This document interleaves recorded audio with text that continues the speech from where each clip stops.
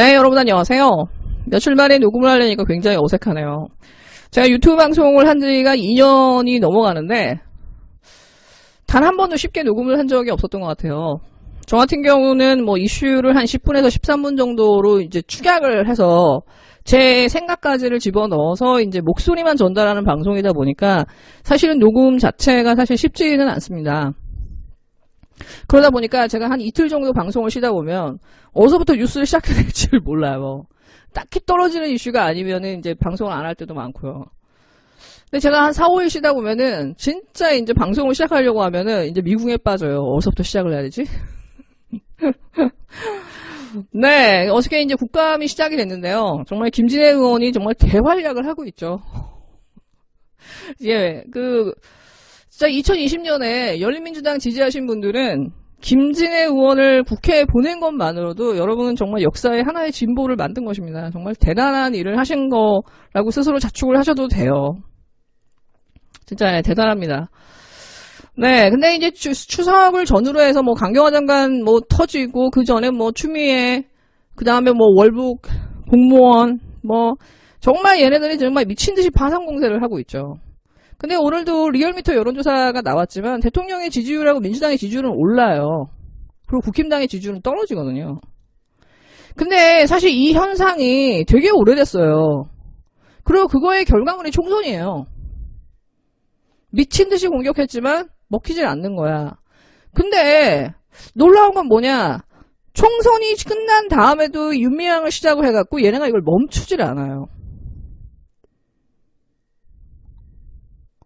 본인들의 지지율이 떨어져. 의원들 하나하나 막 진짜 뭐 굴욕적인 짤 돌아다녀. 비호감은 상승해.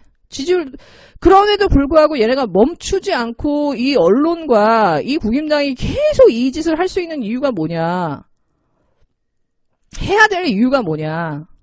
제 생각에는 얘네들은 본인들의 범죄나 악재를 덮는 게 얘네들의 주 목적이에요. 겉으로 보이는 거는 이 정도의 지지율을 떨어뜨리는 게 얘네들의 목적인 것처럼 보이고 공격의 목적인 것처럼 보이지만 사실은 지금 검찰이나 국힘당이나 언론이 움직이는 양태를 보면요. 본인들의 악재가 터졌을 때 그 악재를 묻어버리는 사람들의 시선을 다른 데로 돌리는 방식으로 얘네들이 계속 이걸 계속 하다 보니까 억지스러운 게 드러나고 그러다 보니까 언론이 그 여론이 먹히질 않는 거예요. 그리고 얘네가 이걸 멈출 수 없는 게 이게 효과가 있었다라는 거지. 나경원도 한동훈도 윤석열도 윤석열 와이프 뭐 장모 주호영 박덕흠 조수진 그 외에 수많은 얘네들이 갖고 있는 악재들 뭐 예를 들어서 이번에 뭐 청년들 뭐 이런 거 막말 나왔죠. 싹 덮여요. 다른 이슈를 계속 이제 민주당이나 정부를 공격하는 이슈를 던지고 본인들의 이슈는 뉴스를 안 시키는 거예요. 뉴스 될 수 없게 만들고 별거 아닌 이슈인 것처럼 싹 넘어가 버려요. 그리고 사실은 이게 통합니다. 근데 이제 가끔 이렇게 보면은 민주당 의원들이 분명히 얘네들의 의도를 알 거 아니에요. 저 이슈 엎으려고 저러나 보다. 정치 한두 번 하는 거 아니잖아요.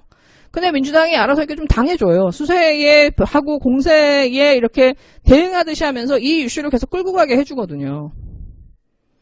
사실 이럴 때 한동훈 얘기해야 되고 윤석열 와이프 얘기하고 조수진이나 박덕흠이나 계속해서 공격을 할 수 있는 그 역공의 여지가 있음에도 불구하고 민주당이 그걸 선택하지 않아요. 늘. 그리고 이슈는 계속 쟤네들에 의해서 끌려가는 상황이 되거든요. 그래서 이제 이 부분이 사실은 되게 미스테리예요. 근데 저는 어느 날부터는 되게 이게 민주당이 뭘 하는지에 대한 뉴스를 주목해서 봐요. 어떤 난관이 있어도 사실은 민주당이 하느냐, 의지를 갖고 있느냐가 사실은 모든 것을 바꿀 수 있거든요. 지금 예를 들어서 취미조선이나 채널A 종편 재승인 취소 위기라고 나오죠. 그 뉴스를 보면 기분이 좋으면서도 과연 한상혁이나 정부가 이걸 할 의지가 있을까? 한상혁이 사실 한다고 하면 그 민주당에 숨어있는 의원들이나 이 당정청에 있는 숨어있는 이 수박들이 가만히 놔둘까 한상혁을. 예, 정부가 경제상법 통과시킨다고 이제 강력하게 밀어붙이니까 갑자기 김진표가 나와서 국가경제 자문회의 발족해가지고 이거 막겠다라고 하잖아요. 어저께는 또 누가 나왔냐? 노웅래가 언론과 미디어 언론 상생 TF를 출범해요. 언론과 많이 소통하고 상호신뢰 관계 구축에 힘쓰겠다고 하면서 이걸 한빛 만들어요. 예를 들어서 네이버 같은 경우도 지금 네이버 이번에 이제 세게 과징금 맞았죠. 뭐 본인들의 한 이익에 비하면 뭐 몇십 조의 이익을 본 거에 의하면은 사실 267억은 별 돈도 아니에요, 사실은. 얘네들이 한 짓에 비하면은.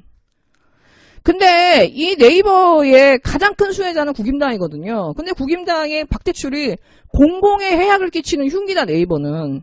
국감장에 불러가지고 알고리즘 조작한 거 따지겠다면서 네이버 이해진을 증인 출석을 요구를 했는데도 이거를 윤영찬 의원이 나서갖고 막아요. 사실 민주당이 네이버에 이렇게 심각한 해악에 대해서 그 검색어 조작이나 정치뉴스 편집이라든가 이런 이 편파성에 대해서 이렇게 심각한데도 불구하고 민주당이 문제를 제기한 적이 단 한 번도 없거든요. 근데 사실은 이번에 이 박대출이 이렇게 자작극을 벌일 때 못 이기는 척 하면서 이해진 불러가지고 따지면 딱 좋을 때거든. 근데 이걸 막아요, 민주당이. 제가 이걸 보면서 깜짝 놀라요. 그리고 이런 일들이 사실은 이낙연 당대표가 딱 되고 나서 이렇게 되게 노골적으로 지금 만들어지고 있거든요. 그리고 이번에도 그 얘기 하죠. 26일까지 공수처장 추천해라. 이제 피할 수 없는 책임이고 우리는 무조건 밀고 나가겠다라고 얘기해요. 여기서 말하는 공수처라는 건 백혜련안을 얘기하는 거거든. 얘네는 공수처 추천 안 하겠다는 게 아니야. 특감반 동시 처리하자는 거야. 공정사법 안 하겠다는 거 아니야. 노동법이랑 연계하면서 계속 이제 어그로 끌고 시간 끄는 게 얘네들의 목적인데 여기에 계속 이제 낚여버립니다.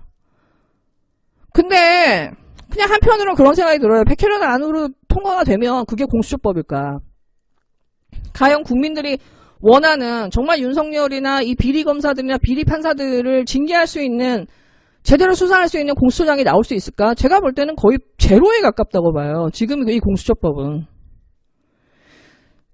사실은 마음만 먹으면 공수처장이나 이 공수처장의 밑에 있는 이 검사들이 이 정부를 정말 무소불위의 힘으로 공격할 수 있는 진짜 이 되게 무서운 법이에요.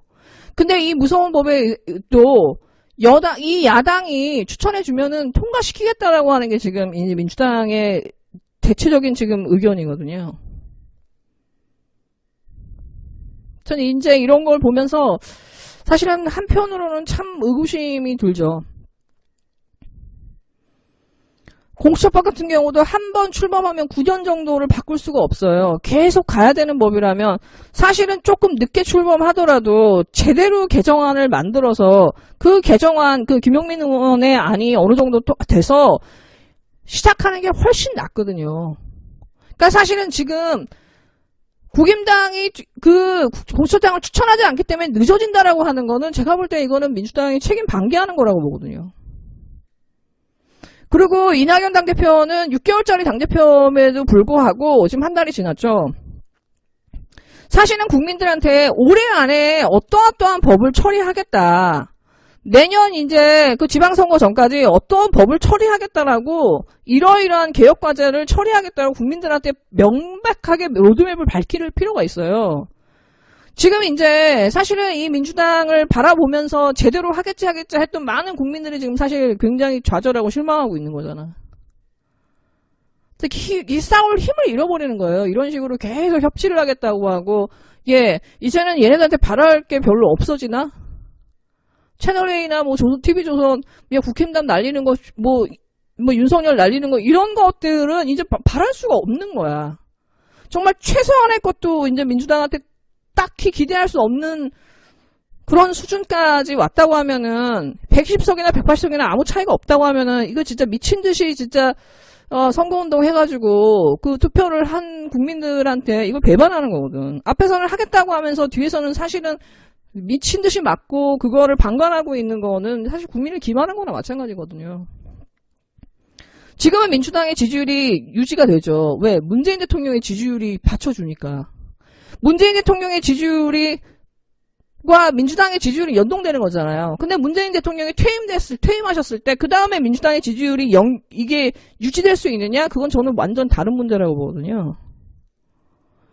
최대한 문재인 정부의 성공을 바란다고 그렇게 얘기를 하는 국민들이면 최소한 문재인 정부가 말하고 있는, 주창하고 있는 개혁 과제들에 대해서는 본인들이 제대로 양질의 법안이 통과될 수 있게 일을 해줘야 되는 게 맞잖아요. 하는 척하면서 하나만한 법안을 만들어 놓거나 오히려 본인들이나 대통령한테 누가 될 수 있는 법을 이대로 통과시키는 것보다, 아니면은 진짜 쟤네들이 하지 않는다면서 시간 끌면서 계속 이렇게 바라보고 있는 것보다. 그러니까 저는 그런 부분에서 참 지금 이 민주당의 움직임은 사실 참 아쉬움이 많이 남습니다. 비판하기도 좀 그렇지만. 네, 어저께 그 국감장에서 이태규 의원이 강경화 장관한테 물어봐요. 배우자의 해외여행이 오래전부터 계획된 거라면은 상황이 이러하니까 미리 좀 만류했어야 되지 않습니까? 만류했는데 실패한 것입니까? 라고 물어보니까 강경화 장관이 고개를 푹 숙이고 있다가 고개를 탁 들고 한번 씩 웃어요. 개인사라 말씀드리기 참 뭐하지만 남편은 제가 말린다고 말려질 사람은 아니고요. 그 얘기를 딱 듣자마자 이태규 의원이랑 그 국감장에 빵 터져요, 사람들이. 네, 진짜 그 얘기를 딱 듣는 순간 맞아, 우리 집안에 저런 사람 하나씩있지. 예, 그걸 보신 분들은 정말 너무 많이 공부하실 것 같아요. 왜? 저기 할머니나 할아버지나 엄마 아버지 중에 그런 분들을 집안에 꼭 하나씩 있잖아요. 말린다고 말려줄 사람이 아니라고. 근데 저는 그 기사에 달린 댓글들이 너무 재밌더라고요. 어떤 마음인지 이해가 되네요. 결혼생활 10년 이상 여자분들은 강경화 이분 발언을 너무너무 이해할 거다. 이해하는 내가 우프다. 휴. 장관도 지멋대로 남편은 어쩔 수 없나 보다. 짠하네. 지극히 이해되는 발언이네. 저 나이 때 분들 설득해봐라. 말린다고 말려지나? 멀리 갈 것도 없이 맨날 연휴 때마다 태극기 들고 집회하겠다고 신고하는 사람들 봐라. 코로나 때문에 위험하다고 해도 말을 듣냐? 어쩔 수 없죠. 한 집에 한 명씩은 꼴통이 있어요. 모르긴 몰라도 어지간하게 만류하지 않았나 싶다. 네, 저는 이 뉴스 처음 나왔을 때 사실 되게 짜증이 났어요. 야, 와이프가 그 외교부 장관인데 남편이 정말 이 시국에 꼭 저 요트 타겠다고 나갔어야 되나? 근데 어저께 이 강경화 장관이 국감장에서 남편은 제가 말린다고 말릴 사람이 아니에요 라고 딱 한마디를 한 순간 정말 이게 모든 그런 오해가 풀렸다고 해야 되나요? 정말 좀 이게 이일병 교수님이 좀 귀엽다라고 해야 되나? 정말 이 본인의 이 10년 동안 계속 계획했던 이 버킷리스트에 대한 열정, 정말 응원드립니다. Bravo your life. 네, 여러분 즐거운 하루 되세요.